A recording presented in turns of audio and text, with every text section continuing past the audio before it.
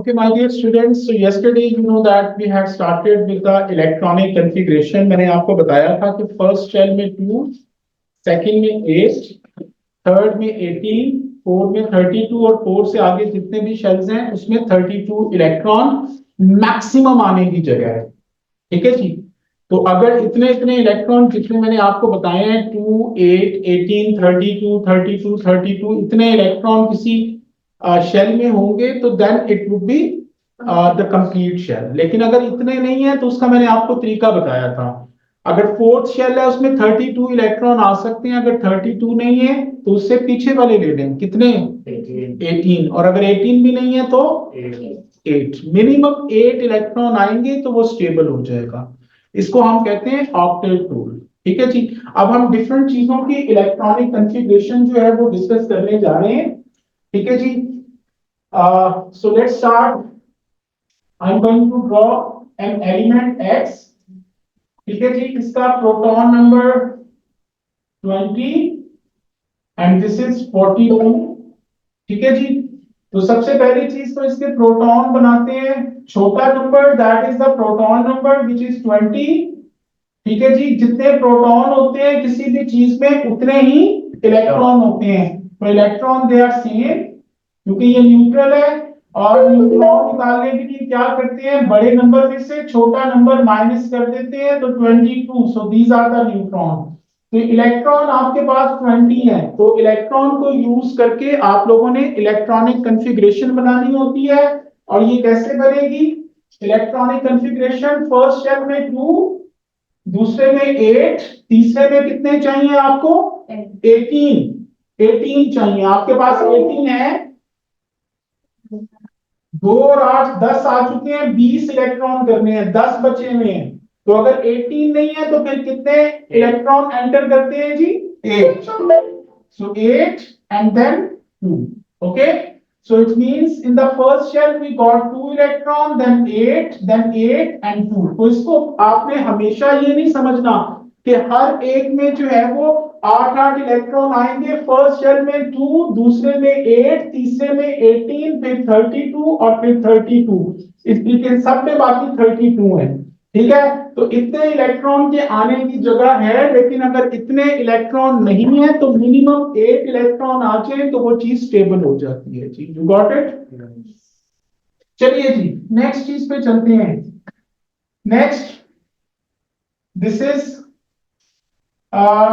26। Sorry, इसको करते हैं 35 एंड 79। ठीक है जी।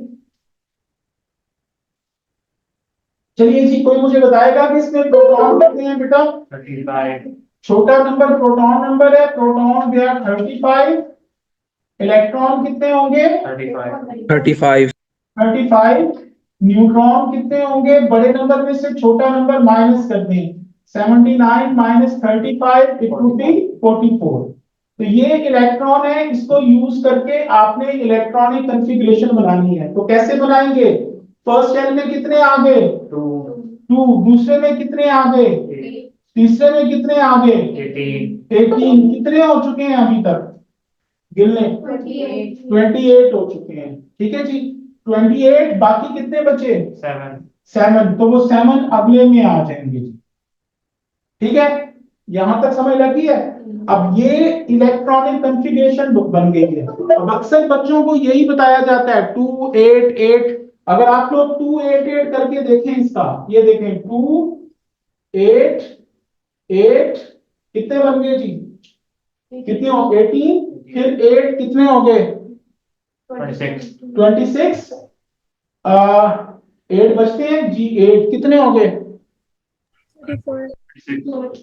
30 36 34। तो बाकी कितने बचे 1। ठीक है। अब मैं यहाँ पे जो चीज बताने जा रहा हूं उसको गौर से देखिएगा। मैं यहाँ पे साथ पीरियोडिक टेबल भी बना रहा हूं। ठीक है। ये पीरियोडिक टेबल आपको पेपर में बना हुआ गिवन होता है लाइक दैट। ठीक है जी। इसकी भी तफसील मुझे थोड़ी सी आप लोगों को बतानी है।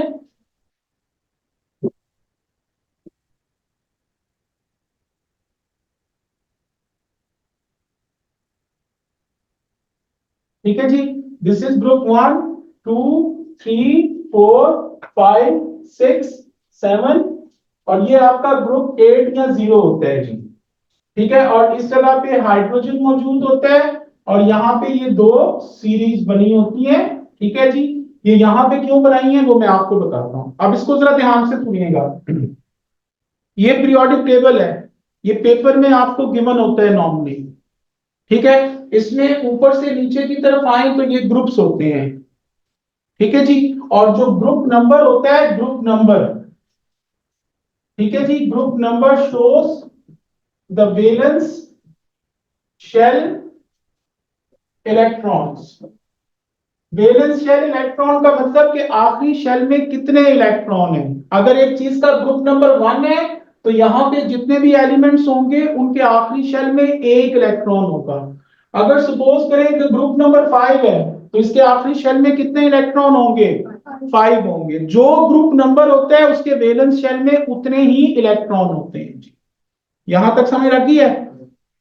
दूसरी एक चीज होती है जी, ये लेफ्ट से राइट जाए तो ये पीरियड है, दिस इज पीरियड। ये पीरियड 1 है, इसमें सिर्फ दो एलिमेंट हैं। यहां से ये सेकंड पीरियड स्टार्ट होता है, पीरियड 2।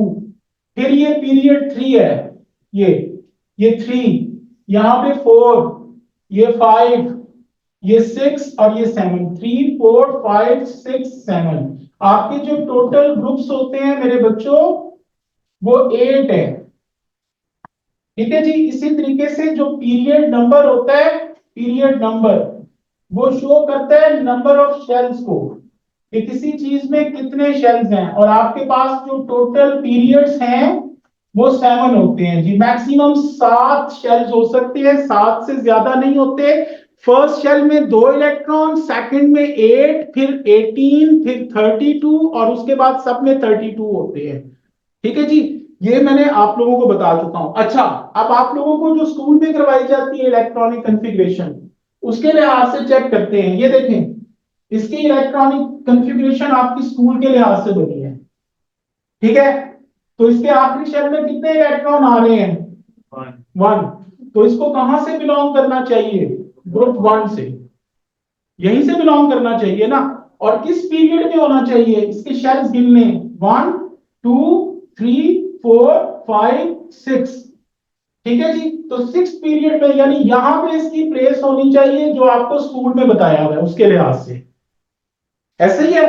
लेकिन जो मैंने बताया है उसके लिहाज से इसके आखिरी शेल में कितने इलेक्ट्रॉन हैं, 7। तो ये ग्रुप 7 से बिलोंग करता है और इसमें कितने शेल्स हैं, 1 2 3 4।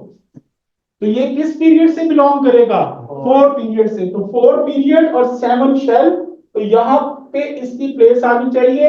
आप लोग पीरियोडिक टेबल ओपन करके देख लें। ये एलिमेंट जिसका प्रोटॉन नंबर 35 है ये ब्रोमीन है, और इसका 35 प्रोटॉन नंबर है, ये ग्रुप 7 में ही आ रहा है।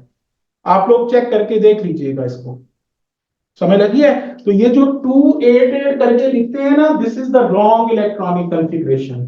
असल क्या होती है, पहले में 2, फिर 8, फिर 18 और फिर 32 और फिर आगे सब में 32 एंड 7 तक। लेकिन मैंने बताया कि अगर इतने इलेक्ट्रॉन ना हो, किसी फोर्थ शेल है उसमें 32 इलेक्ट्रॉन चाहिए। अगर 32 नहीं है तो उससे कम 18 आ जाए, 18 भी नहीं है तो मिनिमम 8 आ जाए, तब वो एटम स्टेबल होता है। समझ लगी है।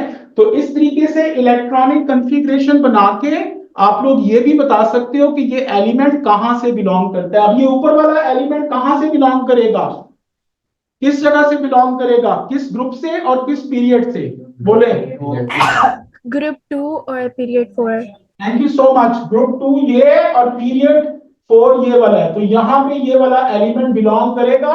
और ये आप चेक कर लीजिएगा पीरियोडिक टेबल में, ये कैल्शियम है और इसका प्रोटॉन नंबर 20 होता है जी। समझ लगी है। तो इस तरीके से किसी भी चीज की आप लोग इलेक्ट्रॉनिक कॉन्फ़िगरेशन जो है वो निकाल सकते हैं जी। ठीक है, अब मैं आप लोगों को प्रैक्टिस के लिए 2-3 चीजें देता हूं, आप लोगों को करना शुरू करते हैं। पहला X 17 और 35, फिर X 31 एंड 62। इनकी इलेक्ट्रॉनिक कॉन्फ़िगरेशन बनाएं और मुझे बताएं कि ये किस ग्रुप से और किस पीरियड से जो है ना ये बिलोंग करते हैं। हरी अप, हो गया जी? जी बताइए जी। Done, पहले sir. ये पहले की इलेक्ट्रॉनिक कॉन्फ़िगरेशन को बताएगा मुझे। 287. 287 किस ग्रुप से और किस पीरियड से? Group 7 and period 3। तो ग्रुप 7 ये है और पीरियड 3 ये वाला है, तो ये क्लोरीन है, इसका प्रोटॉन नंबर 17 है। अगला करें जी 31। जी क्या है ये बोलें? 2 8 18 और 3 जी। ग्रुप 3 और पीरियड 4, ये पीरियड 4। ठीक है जी। ये आप चेक कर लें, गैलियम है और इसका प्रोटॉन नंबर जो है वो 31 होता है जी। ठीक है जी। आपके पास पीरियोडिक टेबल जो है वो एक प्रिंट करवा के अपने पास हमेशा के लिए रखा करें। जो अकेडमी आ रहे हैं वो जाते हुए सनी भाई को कहिएगा, वो आपको एक पीरियोडिक टेबल जो है वो प्रोवाइड कर देंगे जी। ठीक है कि ये सबको क्लियर हो गया है? अच्छा जी, एक और चीज आप लोगों ने याद रखनी है ये पीरियोडिक टेबल के लिहाज से, कि पीरियोडिक टेबल में जो ग्रुप 1 होता है उनके ऊपर चार्ज +1 होता है हमेशा। ग्रुप 2 के ऊपर चार्ज +2 होता है। ग्रुप 3 पे चार्ज +3 होता है। ग्रुप 4 पे चार्ज +4 भी होता है और +2 भी होता है। और ग्रुप 5 पे चार्ज -3 होता है। ग्रुप 6 पे चार्ज -2 होता है और ग्रुप 7 पे चार्ज -1 होता है। तो इनके चार्जेस तुम लोगों ने याद रखने हैं। You have to memorise it. ठीक है जी, ये सबको क्लियर हो गया? Okay my dear students, now this was the introduction about the atoms. हमने एटॉमिक स्ट्रक्चर जो है वो समझे कि उसमें एटम क्या होता है, उसमें प्रोटॉन्स न्यूट्रॉन्स क्या होते हैं, चार्जेस क्या होते हैं, इलेक्ट्रॉनिक कॉन्फ़िगरेशन की है, आइसोटॉप्स मैंने आपको करवाए हैं। ठीक है, और रिप्रेजेंटेशन ऑफ एटम की है। अभी हम करने जा रहे हैं अगली चीज, that is the chemical bonding.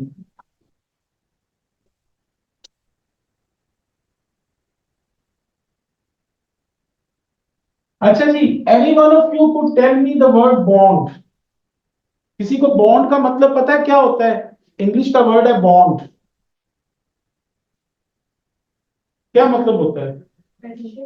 Friendship, यानी फोर्स ऑफ अट्रैक्शन, यानी जो लोग साथ साथ इकट्ठे, फ्रेंडशिप तभी होती है ना कि जब आपस में जुड़ के जो है वो रहते हैं, इकट्ठे रहते हैं। तो बॉन्ड वर्ड का मतलब ही होता है फोर्स ऑफ अट्रैक्शन। जहां पे बॉन्ड आ जाएगा, बॉन्ड वर्ड का मतलब होता है फोर्स ऑफ अट्रैक्शन। ठीक है जी, जहां पे बॉन्ड का वर्ड आ जाए, बॉन्ड का मतलब भी फोर्स ऑफ अट्रैक्शन होता है। अच्छा जी, अब इसको समझाने के लिए पहले मैं थोड़ा सा आप लोगों को एक कॉन्सेप्ट दे रहा हूं। यहां पे मैं 6 एटम्स बना रहा हूं, 6 एटम्स। ठीक है जी, this is atom A, this is B, this is C, this is D, this is E and this is F. ठीक है जी, एटम ए के आखिरी शेल में एक इलेक्ट्रॉन है, इसके आखिरी शेल में 7 इलेक्ट्रॉन्स हैं, इसके आखिरी शेल में 6 इलेक्ट्रॉन्स हैं और इसके आखिरी शेल में भी 6 इलेक्ट्रॉन्स हैं। ई के आखिरी शेल में 8 इलेक्ट्रॉन्स हैं और एफ के आखिरी शेल में 6 इलेक्ट्रॉन हैं। अब ये मैंने इनके वैलेंस शेल बनाए हैं, आखिरी शेल बनाए हैं। तो इन आखिरी शेल को देख के कोई मुझे बता सकता है कि ये किस किस ग्रुप से बिलोंग करते हैं? ये किस ग्रुप से बिलोंग करेगा? ये वाला, ये वाला, ये वाला, ये वाला, ये वाला। थैंक यू सो मच जी। 6 तो 6। अच्छा जी, अब मेरे बच्चों, दुनिया में हर एटम जो है ना, हर एटम, उसकी विश होती है, ख्वाहिश होती है कि उसका जो आखिरी शेल है वो स्टेबल हो जाए, कंप्लीट नहीं, क्योंकि कंप्लीट तो मैंने आपको बताया एक और मायने में आता है कि उसमें 2, 8, 18 और 32 ये हों तो तब कंप्लीट होता है। स्टेबल का मतलब क्या होता है कि आखिरी शेल अगर फोर्थ भी है तो उसमें 8 इलेक्ट्रॉन अगर आ जाते हैं तो वो स्टेबल हो जाता है। तो पेपर में अक्सर बच्चे कहते हैं कि इसका वैलेंस शेल कंप्लीट है, तो complete word is not correct for it. ठीक है जी, इसके लिए स्टेबल का वर्ड यूज करना है। तो दुनिया में हर एटम की विश है, ख्वाहिश है कि उसका आखिरी शेल जो है वो स्टेबल हो जाए। अब अपने आखिरी शेल को स्टेबल करने के लिए एटम्स क्या करते हैं? एटम्स 3 काम कर सकते हैं। ठीक है, वो कौन कौन से 3 काम करते हैं? पहला काम, कि अपने आखिरी शेल का जो इलेक्ट्रॉन है उसको लूज कर देंगे, यानी लूज इलेक्ट्रॉन। ये ई माइनस का मतलब यहाँ पे इलेक्ट्रॉन है भाई, क्योंकि इलेक्ट्रॉन पे नेगेटिव चार्ज होता है, मैंने साथ नेगेटिव लगा दिया है। तो इसने अपना इलेक्ट्रॉन लूज कर दिया।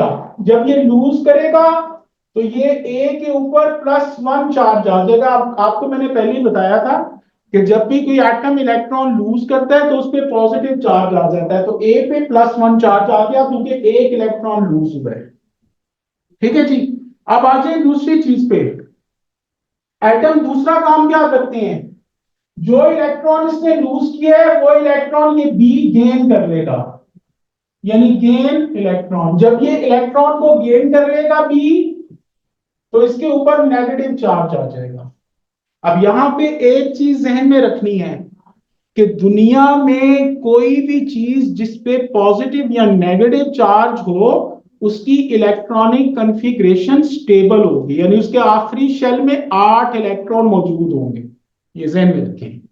ठीक है, अब ये दोनों पॉजिटिव और नेगेटिव आयन जो है वो दोनों बन चुके हैं। ठीक है जी,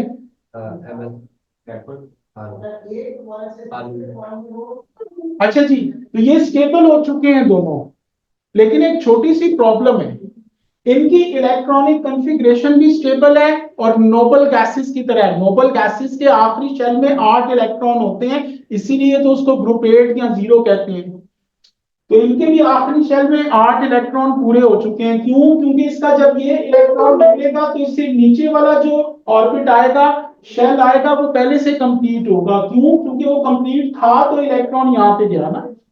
ठीक है, तो ये पॉजिटिव और नेगेटिव आयन इनकी स्टेबल इलेक्ट्रॉनिक कॉन्फ़िगरेशन है, पहली चीज, और नोबल गैसेस जैसी है। लेकिन एक प्रॉब्लम है, नोबल गैसेस तो न्यूट्रल होती हैं, उनके ऊपर तो कोई चार्ज नहीं होता। लेकिन यहाँ पे इनके ऊपर चार्ज आ गया, पॉजिटिव और नेगेटिव।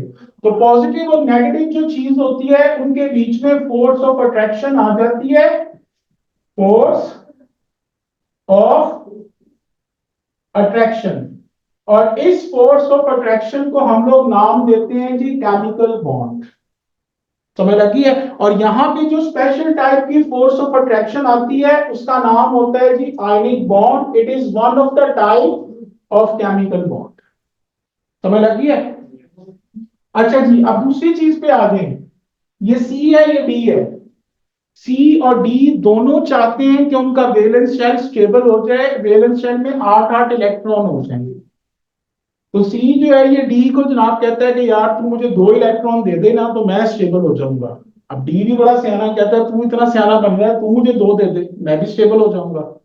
अब दोनों जनाब इस बात पे एक दूसरे के साथ बहस कर रहे होते हैं। वहां पे एक सियाना बंदा उनको आके मशवरा देता है कि भाई लड़ो मत, तुम दोनों ऐसे करो कि एक दूसरे के साथ जो है वो ज्वाइन हो जाओ। वो दोनों ज्वाइन हो जाते हैं जी। अब वो सी से पूछता है तेरे पास कितने इलेक्ट्रॉन कम है? वो कहता है जी 2 कम है। ठीक है, वो कहता है अच्छा जितने कम है उतने इलेक्ट्रॉन बीच में ले आ। वो बीच में 2 इलेक्ट्रॉन ले आता है। फिर वो डी से पूछता है तेरे पास कितने कम है? वो कहता है जी मेरे पास भी 2 कम है। उसको भी कहता है कि अपने 2 इलेक्ट्रॉन बीच में ले आ। ठीक है जी, अब बाकी इसके कितने बचे? 4 बचे। दूसरे वाले की भी बाकी कितने बचे? 4 बचे। अब ये जो इलेक्ट्रॉन्स हैं ये शेयर हुए हैं, म्यूचुअल शेयरिंग हुई है। म्यूचुअल शेयरिंग का मतलब कि दोनों एटम्स ने शेयरिंग के लिए इलेक्ट्रॉन प्रोवाइड किए हैं जी। ठीक है जी, दोनों एटम्स ने। अब शेयरिंग की वजह से ये जो इलेक्ट्रॉन है ये इसके आखिरी शेल के गिर्द भी घूमते हैं और इसके आखिरी शेल के गिर्द भी घूमते हैं। जब इसके गिर्द घूमते हैं तो ये 4 और 4 8 पूरे हो गए, जब इसके गिर्द घूमते हैं तो 4 और 4 8 पूरे हो गए। ठीक है, तो दोनों का जो शेल है वो स्टेबल हो जाता है जी, 8 8 इलेक्ट्रॉन पूरे हो जाते हैं। तो इन दोनों के बीच में भी फोर्स ऑफ अट्रैक्शन आ गई है, क्योंकि दोनों ने शेयरिंग कर ली है भाई, उनको एक दूसरे से अलग हो ही नहीं सकते अब।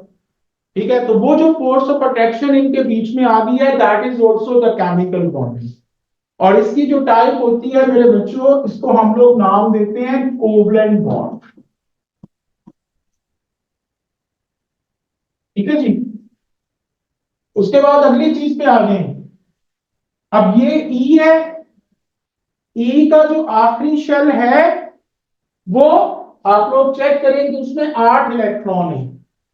एफ के आखिरी शेल के अंदर 6 इलेक्ट्रॉन है। अब भाई इसको तो पंगे में पड़ने की जरूरत नहीं है, लेकिन एफ को 2 इलेक्ट्रॉन चाहिए। तो यहां पे क्या होता है कि ये जो दोनों एटम्स हैं ये इस तरीके से शेयरिंग करते हैं कि ई जो है वही अपने 2 इलेक्ट्रॉन शेयरिंग के लिए देता है। ठीक है जी। दूसरा जो एटम है वो शेयरिंग में टेक पार्ट नहीं करता, वो शेयरिंग के लिए कोई इलेक्ट्रॉन नहीं देता जी। ठीक है जी। तो ये जो बॉन्ड बन गया, ये शेयरिंग तो हुई है but it's not the mutual sharing. ये म्यूचुअल शेयरिंग नहीं है, इट्स ओनली द शेयरिंग। इसमें shared electron comes from one atom only. E से इलेक्ट्रॉन आए हैं, एफ ने कोई इलेक्ट्रॉन नहीं दिया क्रॉस वाला। ठीक है, तो अब इसकी वजह से भी इन दोनों के बीच में फोर्स ऑफ अट्रैक्शन आ जाती है, जिसको हम कहते हैं केमिकल बॉन्ड। और ये जो स्पेशल टाइप की फोर्स होती है इसको हम कहते हैं डेटिव बॉन्ड।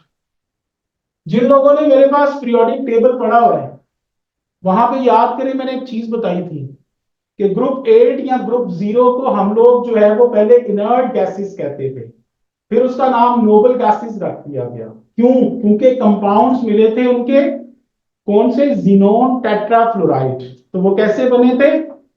इसी तरीके से। हालांकि उसका आखिरी शेल स्टेबल था, लेकिन उसने किसी की हेल्प की थी इस तरीके से।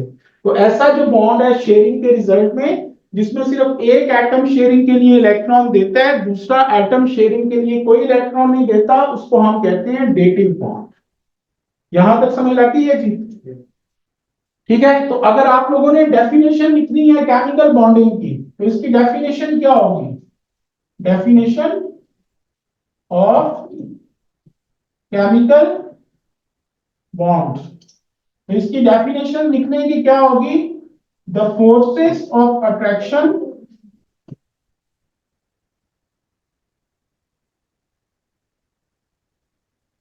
Between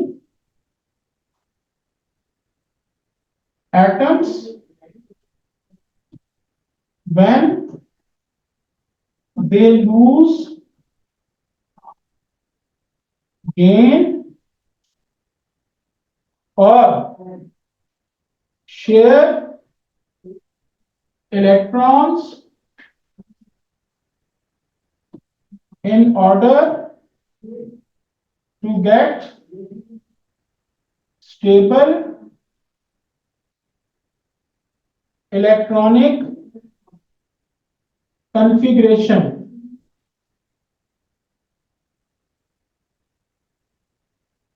of their nearest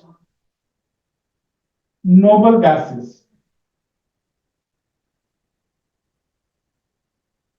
is called, यहां पे लिखना है आगे केमिकल बॉन्डिंग। ठीक है जी।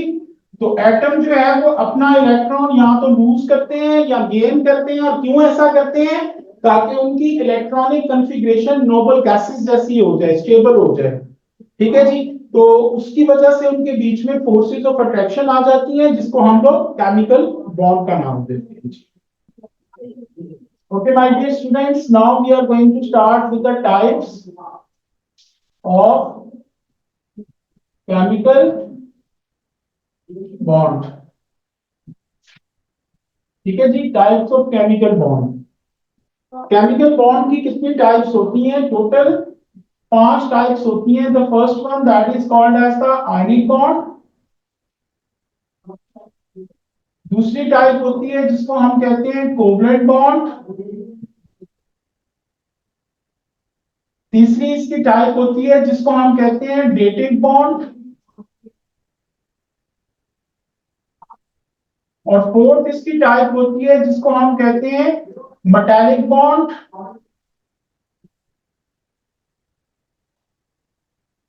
और फिफ्थ इसकी टाइप होती है जिसको हम कहते हैं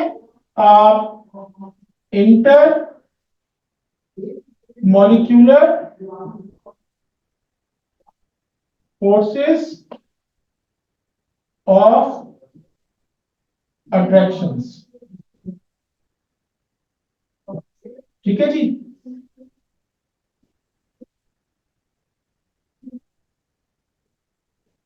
did you get it? Yes, sir. चलिए जी, अब हम एक एक करके जो है वो इनकी तफसील में जाते हैं। ठीक है जी।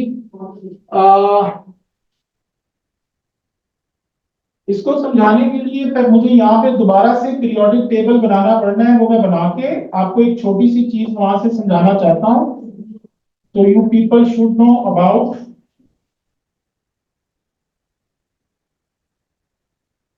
अच्छा मेरे बच्चों, अब जरा 2 मिनट के लिए सबकी तवज्जो इधर होनी चाहिए, इसको ध्यान से जरा फोकस करके जो है वो सुन लो।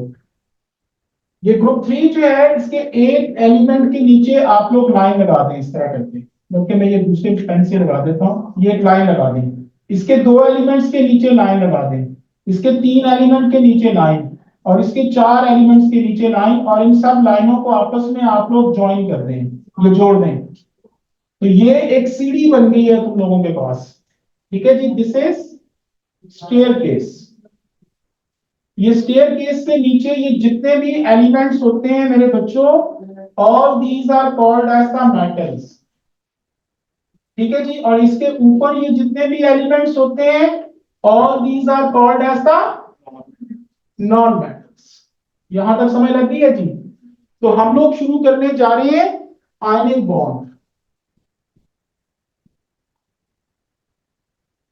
ठीक है जी। तो आयनिक बॉन्ड जो है ये दो चीजों के दरमियान बनता है। The first thing that is the metals, and the second thing that is non metals. यानी ये मेटल्स जितनी भी हैं और ये नॉन मेटल्स, इनके बीच में बनता है। अब इसमें भी थोड़ी सी एक प्रॉब्लम है कि सारी मेटल्स नहीं बनाती ग्रुप 1 की सारी मेटल्स, या ग्रुप 2 की सारी मेटल्स, या वो मेटल्स जिनके ऊपर +1 या +2 चार्ज हो। ठीक है जी। तो ग्रुप 1 या 2 की, या वो मेटल्स जिनके ऊपर +1 या +2 चार्ज हो। ठीक है जी। तो वो आपकी जो है वो आयनिक बॉन्ड जो है वो बनाती हैं। यानी ये ग्रुप 1 और 2 की सारी, यहां पे ये जितनी भी मेटल्स हैं जिनके ऊपर +1 या +2 चार्ज आता है, वो चीजें जो है वो आपकी आयनिक बॉन्ड बनाएंगी। ग्रुप 3 या जिनके ऊपर +3 चार्ज आता है, वो चीजें कभी तो आयनिक बॉन्ड बनाती हैं, कभी कोवलेंट बॉन्ड बनाती हैं। तो वो हमारे सिलेबस में चीज नहीं है, इसीलिए मैं उसको डिस्कस नहीं कर रहा। ठीक। अगली चीज नॉन मेटल्स है। नॉन मेटल्स जो है ये ग्रुप 5 से बिलोंग करती हैं, ग्रुप 6 से, या ग्रुप 7 से, या ऐसी चीजें जिनके ऊपर -3, -2 या -1 चार्ज होता है जी वो। तो आपका जो आयनिक बॉन्ड होता है वो ग्रुप 1 और 2, यानी ये और ये सारी मेटल्स जिनके ऊपर +1 या +2 चार्ज है। और नॉन मेटल्स कौन कौन सी? ग्रुप 5, 6 और 7। और आपको पता ही है कि इनके ऊपर -3, -2 और -1 चार्ज होता है, जो कि मैं आपको पहले बता चुका हूं। इसकी मजीद तफसील इंशाल्लाह ताला हम लोग जो है वो कल की क्लास में शुरू करेंगे। ठीक है। So that's it for today my dear students. So everyone have a nice time. Take care. Allah Hafiz.